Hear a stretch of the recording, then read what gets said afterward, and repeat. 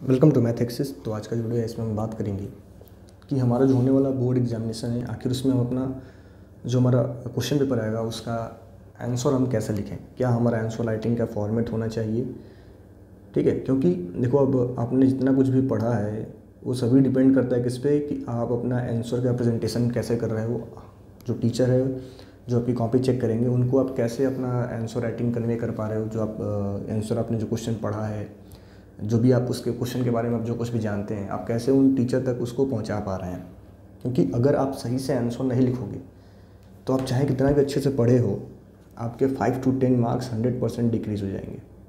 ठीक है, और अगर आपका आंसर राइटिंग का फॉर्मेट बहुत अच्छा है, आप सही से आंसर प्रेजेंट कर रहे हैं, टीचर आपके आंसर से सेटिस्फाई है, तो कहीं ना कहीं आप 5 to 10 मार्क्स ईजिली इंक्रीज कर पाएंगे सिर्फ और सिर्फ ड्यू टू अपने आंसर राइटिंग। ठीक है, और आप आंसर राइटिंग सही से करोगे, आपका सही सीक्वेंस होगा लिखने का, तो आप इजीली अपना 5 to 10 मार्क्स इंक्रीज कर सकते हैं। तो इस वीडियो को आप एंड तक देखें, क्योंकि इस वीडियो में आपको ऐसे बहुत सारे टिप्स बताए जाएंगे कि आपको अपना पेपर प्रेजेंटेशन कैसे करना चाहिए। साथ ही साथ वीडियो के एंड में आपको कुछ एक कह लो सैम्पल्स में दिखाऊंगा कि बच्चे कैसे आंसर लिख के अपना एग्जाम्स में आते हैं। ठीक है, ताकि उनको अच्छा मार्क्स मिले। तो सबसे पहले हम लोग प्रॉब्लम डिस्कस करेंगे कि कौन सी प्रॉब्लम है जो बच्चे फेस करते हैं एग्ज़ाम के समय अपना आंसर राइटिंग लिखने में, आंसर लिखने में, फिर क्या अपने कॉपी को, अपना जो उनका नोटबुक होता है उसको फिलअप करने में, उसको लिखने में क्या क्या प्रॉब्लम्स हैं जो आप फेस कर रहे हो तो अपने एग्ज़ाम के टाइम पे अपने आंसर राइटिंग में। पहला प्रॉब्लम आपका आता है स्पीड स्लो, कि आपकी स्पीड स्लो है। ठीक है, दूसरा प्रॉब्लम, अब स्पीड स्लो होना एक बहुत बड़ी प्रॉब्लम है, थोड़ी बड़ी नहीं, बहुत बड़ी प्रॉब्लम है। जैसे मान लो टोटल आपके एग्जाम्स में 10 क्वेश्चंस दिए गए हैं और आपके वो 10 क्वेश्चंस का आंसर पता है, बट आपका स्पीड स्लो होने की वजह से कुछ एक क्वेश्चंस लास्ट में छूट जाएंगे। तो उसके लिए हमें क्या करना है, इसके बारे में भी हम लोग इसमें डिस्कस करेंगे, इसके बारे में हम लोग इसमें बात करेंगे। दूसरी समस्या है बैड राइटिंग। बहुत सारे ऐसे बच्चे मिलेंगे जिनकी राइटिंग बहुत ख़राब है, उनके दिमाग में भी कन्फ्यूज़न होता है कि अगर मेरी राइटिंग ख़राब है तो क्या मुझे मार्क्स अच्छे मिलेंगे या नहीं मिलेंगे। इस पर भी हम लोग बात करने वाले हैं। थर्ड पॉइंट हमारा है cut in answer, cut in answers, cut in answers. ठीक है, एंड फोर्थ पॉइंट है आपका कि आंसर एग्ज़ाम में याद नहीं आता, एग्ज़ाम में याद नहीं आता है। ये 4 पॉइंट हैं, ये चारों ही ऐसे पॉइंट हैं जो कहीं ना कहीं हर एक बच्चा इन पॉइंट्स को फेस कर रहा होता है, उनके साथ एक कन्फ्यूज़न होता है। ठीक है, जो सबसे पहला पॉइंट जो हमारा है बैड राइटिंग। अगर हम बैड राइटिंग की बात करें तो देखो, बैड राइटिंग से एग्जाम्स में आपके कोई फ़र्क नहीं पड़ता है। ठीक है, बैड राइटिंग कहने का मतलब ये है कि जो भी आप लिख रहे हो बस पता चलना चाहिए कि आपने अगर कैन लिखा है तो कैन का मतलब कैन है। ठीक है, राइटिंग से आपके मार्क्स में बहुत ज़्यादा असर नहीं पड़ता है, बट अगर हो सके, पॉसिबल हो तो थोड़ा आप सही करने की कोशिश करेंगे, बट आप निश्चिंत रहें, राइटिंग से बहुत ज़्यादा फ़र्क नहीं पड़ता है। ठीक है, बस फ़र्क किससे पड़ता है कि अगर आप बैड राइटिंग तो लिख रहे हो बट आपका क्वेश्चंस का सीक्वेंस भी सही नहीं है। पहला इंपॉर्टेंट पॉइंट आपको क्या करना है कि आपको अपने एग्जाम्स में क्वेश्चंस के सीक्वेंस पे ध्यान देना है।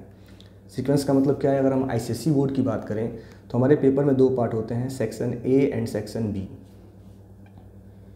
Section A and section B. ठीक है, तो आपके 2 सेक्शन है, section A and section B.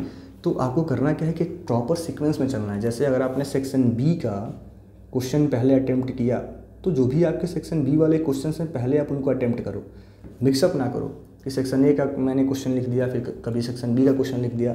इस तरीके से क्या होता है, एग्जामिनर फ्रस्ट्रेट होगा जो आपकी कॉपी चेक करेगा और कहीं ना कहीं आपके मार्क्स कटने के पूरे भरपूर चांसेस हैं, आपके मार्क्स कट जाएंगे। तो अगर एक सीक्वेंस में आप चलो, अगर आप सेक्शन बी को ले रहे हैं तो पहले सेक्शन बी के क्वेश्चन अटेम्प्ट करें, अगर आप सेक्शन ए से स्टार्ट कर रहे हैं तो पहले सेक्शन ए के क्वेश्चन अटेम्प्ट करें। और मेरा आप सभी स्टूडेंट्स से यही कहना होगा कि आप कभी भी अगर पॉसिबल हो तो सेक्शन ए से अपने पेपर को स्टार्ट करो। अगर सारे क्वेश्चन आपको सीरीज़ में आ रहे हैं तो सेक्शन ए को पहले अटेम्प्ट कर लो। ठीक है, अब सेक्शन ए में मान लो आप क्वेश्चन अटेम्प्ट कर रहे हो। एक एग्जाम्पल लेते हैं कि सेक्शन ए में आपको टोटल 4 क्वेश्चन दिए गए, 1 to 3 क्वेश्चंस दिए गए, तो आप इनको भी एक सीक्वेंस में सॉल्व करो। ऐसा नहीं कि कभी क्वेश्चन 1 का हमने पार्ट ए कर लिया फिर मैंने कहा नहीं क्वेश्चन 1 का पार्ट ए हो गया, चलो क्वेश्चन 2 का पार्ट ए करते हैं। ऐसा मत करो।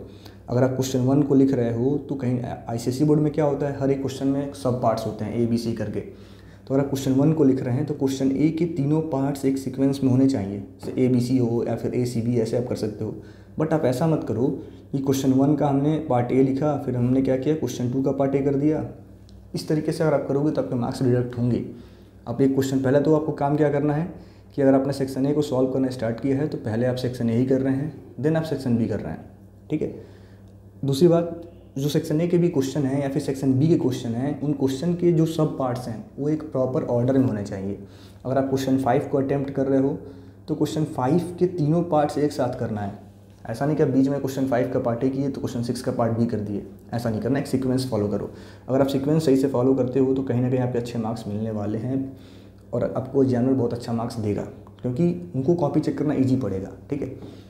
दूसरा, स्पीड स्लो है। देखो, तो स्पीड स्लो होने का रीज़न बहुत कुछ होता है, ठीक है। स्पीड स्लो होने का रीज़न क्या है, अब इसमें आप इसको कैसे टैकल कर सकते हो, मेरा ये कहना होगा कि बहुत बार होता क्या है कि बच्चे करते क्या हैं कि जैसे 1 मार्क्स का क्वेश्चन है, अब आप करते क्या हो कि आप 1 मार्क के क्वेश्चन के लिए 3-4 पेज लिख देते हो। 3-4 पेज मतलब 3-4 लाइन लिखते हो। ऐसा कुछ करने की ज़रूरत नहीं है। टू द पॉइंट आंसर लिखो, टू द पॉइंट। अगर आपका स्पीड स्लो है तो टू द पॉइंट आंसर लिखो, ठीक है। इससे आपको नंबर भी अच्छा मिलेगा और आपका टाइम भी बचेगा। दूसरा बात कि आप ज़्यादा कट कर रहे हो, क्वेश्चन पेपर पर बहुत ज़्यादा कट मार्क्स कर रहे हो, यानी कि क्वेश्चन लिख रहे हो उसको काट रहे हो, ये भी एक गलत तरीका है। थोड़ा सा रुक करके आप सोच लो और एक बार सही आंसर लिखने की कोशिश करो। आप कट कर रहे हो, मानो आपने 4 लाइन का आंसर लिखा फिर आप उसको कट किए तो आपका टाइम वेस्ट हो रहा है ना। तो अगर आपका स्पीड स्लो है तो मैं थोड़ा सा ये कह सकता हूँ कि थोड़ा सा आप सिंपल पेपर सॉल्व कर सकते हो, जो भी आपके 3-4 दिन समय बचे हैं, कि कुछ आपका स्पीड इंक्रीज़ हो, थोड़ा सा फास्ट लिखने की कोशिश करेंगे। ज़्यादातर देखा गया ICSE बोर्ड में आपको बहुत ज़्यादा पैनिक होने की ज़रूरत नहीं है, आपका टाइम बचेगा। अगर आपको सारे आंसर पता हैं और आप टू द पॉइंट आंसर लिख रहे हो तो आपके पास इतना समय होगा कि आप सारे पेपर्स को अटेम्प्ट कर पाओगे, ठीक है। बस मेरा ये कहना है कि जितने मार्क्स का क्वेश्चन है उसके अकॉर्डिंग आप लिखें स्टेप अपने, ठीक है। देन अब आपका जो मेजर अगला प्रॉब्लम है हमारा कि आंसर एग्जाम में याद नहीं है, तो इसके लिए आपको क्या करना चाहिए। बच्चे करते क्या हैं, जैसे मानो हमारा कोई एक ऐसा क्वेश्चन है जिसका आंसर हमें याद नहीं आ रहा, तो देखो टॉपर क्या करेगा कि टॉपर उस क्वेश्चन को छोड़ के नहीं आएगा, कुछ ना कुछ इसमें लिख के ही आएगा। और ज़्यादातर बच्चे क्या करते हैं कि चलो इसका हमें आंसर नहीं याद आ रहा है, क्वेश्चन ही छोड़ दो।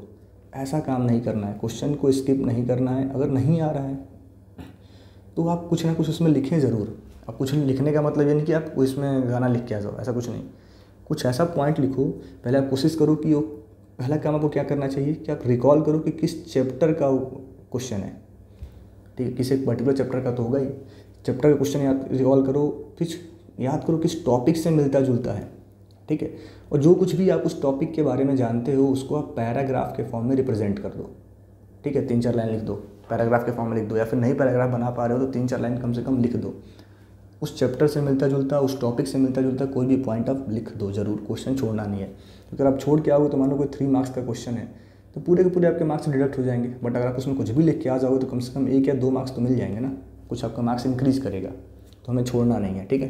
देन अब कुछ एक इंपॉर्टेंट पॉइंट्स देखो, जैसे एक बच्चे का ये पेपर आंसर राइटिंग है, आपको जो भी आप क्वेश्चन लिख रहे हो, जैसे आपने क्वेश्चन 3 को सॉल्व किया और क्वेश्चन 4 आपको सॉल्व करना है, तो बीच में इसने क्या दिया, गैप दिया। तो ऐसा ही गैप आपको अपने आंसर राइटिंग में देना है। जब भी आप क्वेश्चन चेंज कर रहे हो बीच में एक लाइन छोड़ दो, ठीक है। जैसे और क्या कर सकते हो आप कि जो भी आपको इंपॉर्टेंट पॉइंट्स हैं उनको हाईलाइट करो। जैसे इसने केमिकल सिग्नल्स, देखो इस पॉइंट को जो अपने आंसर में क्या किया, हाईलाइट किया। क्रॉस द गैप, जो भी इंपॉर्टेंट टर्म्स हैं उनको आप हाईलाइट कर दो, ठीक है। इससे जो एग्जामिनर आपका है वो जो कह लो क्वेश्चन में, हर एक क्वेश्चन में कुछ एक इंपॉर्टेंट पॉइंट्स होता है, इंपॉर्टेंट टर्म्स होते हैं, तो उन टर्म्स को आप 100% हाईलाइट करो, ठीक है। अब पेन से छोटा सा कट लगा दो, नीचे थोड़ा सा साइन लगा दो, ठीक है। तो इस तरीके से आपका आंसर राइटिंग कह लो एक तरफ से अच्छा भी होगा, देखने में आपका पेपर भी अच्छा लगेगा। तो पहला टिप्स तो ये है कि हर एक क्वेश्चन के बीच में एक सिंगल लाइन का गैप दो। जो भी आंसर आपके अच्छे हैं, जो भी आंसर में इंपॉर्टेंट पॉइंट्स हैं उनको ज़रूर अपने आप हाईलाइट करें, ठीक है। ये करना है आपको। देन जो डिफरेंस वाले हमारे क्वेश्चन आ रहे हैं, जैसे बहुत सारे क्वेश्चन आते हैं ना, डिफरेंस बिटवीन खादर एंड बांगर, ऐसा कुछ वाइल, तो उनको आप इस फॉर्मेट में लिखें, ठीक है। टेबल के फॉर्मेट में डिफरेंस वाले क्वेश्चन को आप करें, इससे भी आपको बहुत ज़्यादा अच्छा रिस्पांस मिलेगा, ठीक है। दूसरी बात मैं आपसे कहना चाहूँगा कि मानो आपसे एक एग्जांपल लेते हैं कि आपका कोई क्वेश्चन है, ये इसमें कुछ एक टर्म गलत हो गया, मानो आपने केमिकल का स्पेलिंग गलत लिख दिया, तो पूरा आंसर को ऐसा ना कट करें, एक छोटा सा कट मार्क लगाएं और आगे बढ़ जाएं, ठीक है। अगला जो हमारा पॉइंट है कि मैथ्स में हम कैसे लिखेंगे। मानो जो भी आप मैथ्स है, फिजिक्स में जो भी केमिस्ट्री में न्यूमेरिकल्स आते हैं, उन न्यूमेरिकल्स में आपको करना क्या है कि जो भी आपका फाइनल आंसर आएगा उसको आप अंडरलाइन कर दो इस फॉर्मेट में, ठीक है।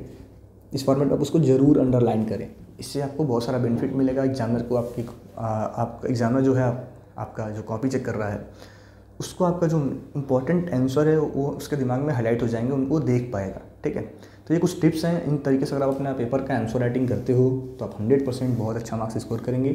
Thank you.